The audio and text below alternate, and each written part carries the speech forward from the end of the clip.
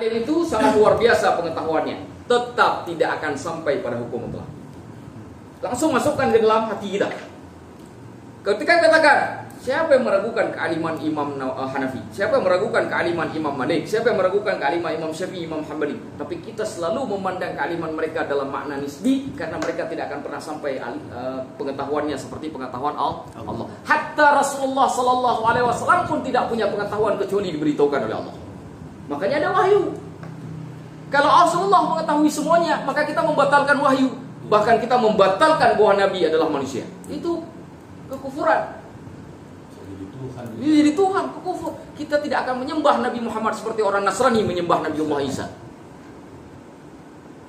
Karena bagi kita Rasulullah adalah Nabi. Tidak seperti orang Nasrani yang memandang Nabi sebagai Tuhan. Maka mereka menyembah tiga hal sekaligus. Nyembah Tuhan, nyembah malaikat, nyembah manusia.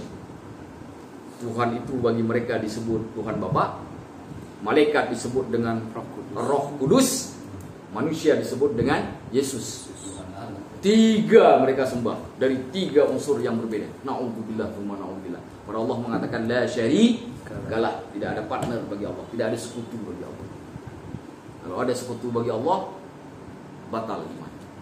Langsung murtad ganti.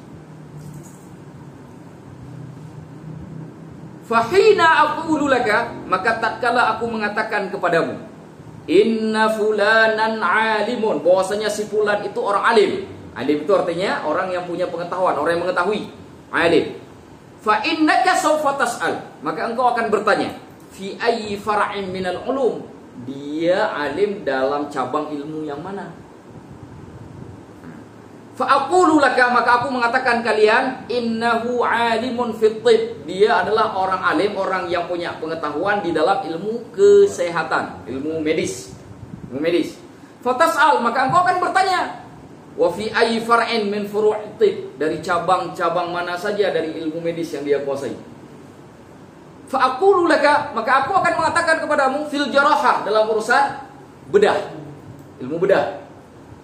Waqad tas'al, maka bisa saja engkau bertanya, wa ma qadru ijadatihi li hadat taqassus, bagaimanakah ukuran kepintarannya, keahliannya untuk bidang spesialisasi ini.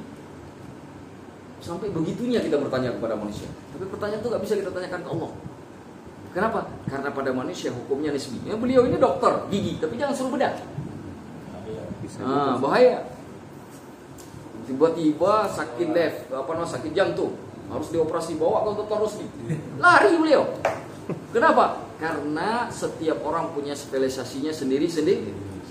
Saya disuruh sunat, saya disuruh khitan orang. Saya bisa cerita khitan tuh bagian mana yang dipotong, tapi jangan suruh potong sama saya. Ketika ada Ustadz ini tadi cerita tentang masalah khitan, nah kita bawa Ustadz Amr aja khitan, saya duluan lari. Kenapa? Nanti begitu dipraktekkan yang dipotong dengan teori beda. Habis punya anak orang.